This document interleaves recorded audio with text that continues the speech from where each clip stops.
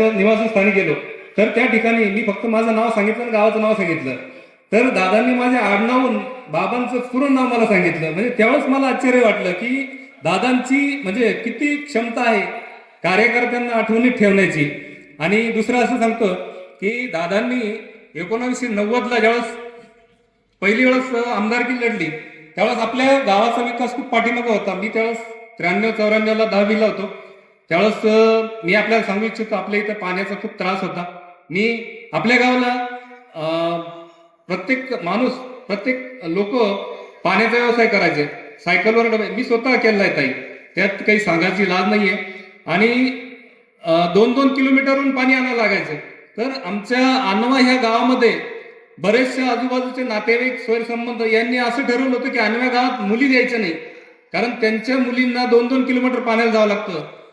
आणि त्यानंतर दादांच्या प्रतिनिधित्वामध्ये दादांनी जे प्रतिनिधित्व केलं आपल्या तालुक्यासाठी, गावासाठी, तर दादांनी बऱ्याचशा ठिकाणी नदी नाल्यांचे खोलीकरण केले, रुंदीकरण केले आणि गावाचा विकास केला. आता प्रत्येक शेतकरी त्यावेळेस एकच पीक घ्यायचा. आणि आता दादांच्या नेतृत्वामध्ये ज्यावेळेस नद्यांचे, नाल्यांचे खोलीकरण झाले, रुंदीकरण झाले, तर आता प्रत्येकाच्या विहिरीला पाणी. आणि गावामध्ये मी सांगतो, कोणत्याही लेडीजला डोक्यावर हंडा घेऊन फिरायची गरज नाहीये, हे सगळ्या गावाला सुद्धा माहीत आहे.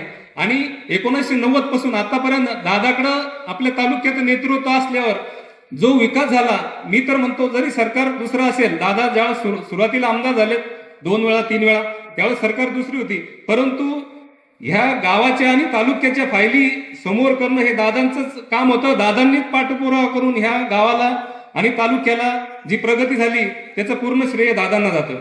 आणि ह्या गावामध्ये त्यावेळेस रोड नव्हते, जिल्हा परिषदची शाळेची बिल्डिंग ही मोडकळीस आलेली होती. दादांनी पाठपुरावा करून जिल्हा परिषदच्या शाळेची सुद्धा व्यवस्था चांगली केली. त्यावेळेस तर आमच्या वेळेस तर पंखी सुद्धा नव्हते आणि जे होतं तेही भिंती पडायला आलेल्या होत्या. परंतु दादांनी पाठपुरावा करून आता एक हायस्कूल सुद्धा बांधलं, प्राथमिक शाळा सुद्धा बांधली आणि गावातील लोकांचं आरोग्य त्यावेळेस खूप मागासलेलं होतं. दादांच्या पाठपुराव्यामुळे आपल्या इथे सरकारी दवाखाना पण झाला. बऱ्याचशा लोकांना जे शहरामध्ये जाता येत नव्हतं सरकारी दवाखान्यामध्ये, आता ती सुविधा दादांच्यामुळे आपल्या गावात आली. आणि जे दळणवळण वाढलंय आपल्या तालुक्यामध्ये, जिल्ह्यामध्ये जे दळणवळण वाढलंय दादाच्या पाठपुराव्यामुळे, प्रत्येक ठिकाणी रोडचं रुंदीकरण झालं, रोडच्या आजूबाजूच्या शेतकऱ्यांच्या शेतीला भरपूर भाव आला. म्हणून आता शेतकरी एवढा सुजलम सुफलम झालाय की शेतकऱ्यांनी जर 2 गुंठे जरी जमीन विकली बाजूची, तर तो थोडासा दूर जाऊन 2 किलोमीटर अजून तो 3 एकर जमीन घेतोय.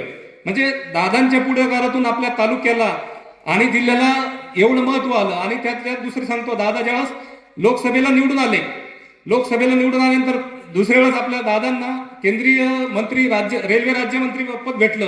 तर दादांनी आपल्या मराठवाड्याचा एवढा विकास केला.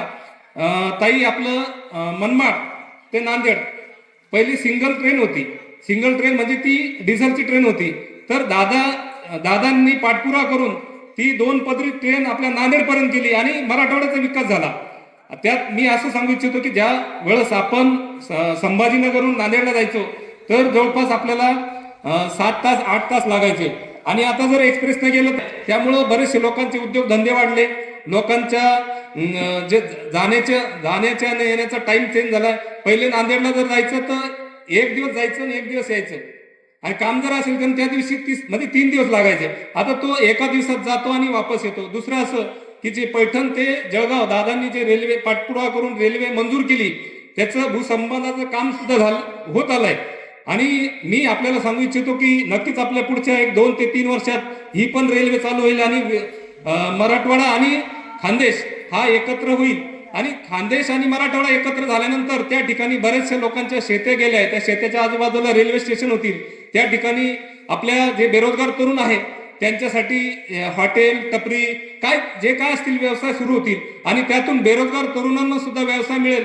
आणि आपलं दळणवळण वाढल्यानंतर आपल्याला जाणं सुद्धा सोयीस्कर होईल. आता जळगाव आणि खानदेशला जर जायचं असेल तर आपल्याला इथून कमीत कमी 3 तास 3.5 तास लागतात रोडने जर जायचं, आणि ट्रेनने त्याच्यापेक्षा कमी लागेल. आणि दुसरं महत्त्व सांगू इच्छितो की ट्रेनचा प्रवास हा सोयीस्कर आणि सोपा आणि आपल्या गोरगरीब जनतेला पुरणारा आहे. तो बसनी आणि स्वतःच्या वाहनाने जाण्यापेक्षा ट्रेनचा प्रवास खूप सोपा आहे.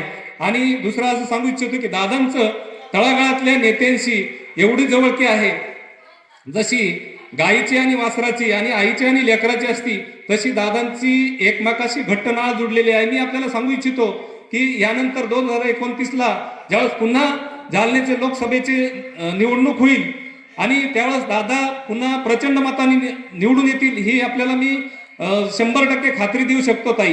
आणि आज मी ह्या ठिकाणी जो चष्मे वाटपाचा कार्यक्रम ठेवलाय, त्या ठिकाणी मी दादांचा वाढदिवस किंवा माझ्यासारखे काही कार्यकर्ते असतील तर दादांचा वाढदिवस वेगळ्या प्रकारे सुद्धा करू शकले असते. काय डीजे लावणं, त्या डीजेच्या तालावर मुलांना नाचवणं किंवा वेगवेगळ्या बऱ्याचशा गोष्टी आहेत.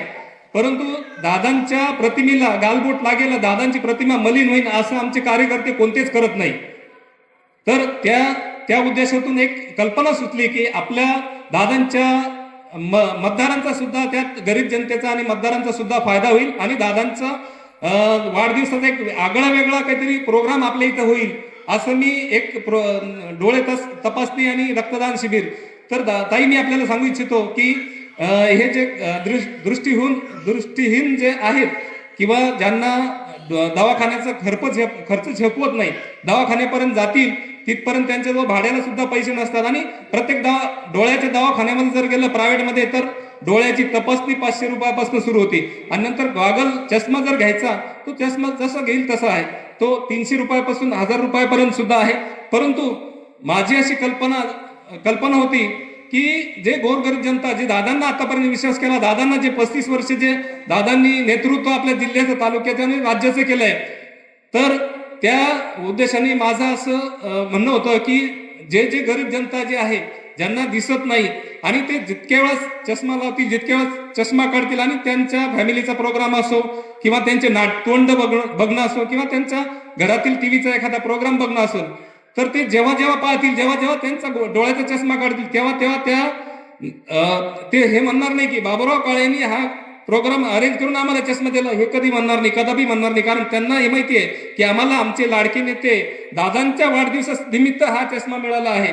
म्हणून ते जेव्हा दादांचं नाव घेतील, जेव्हा दादांचं हे करतील,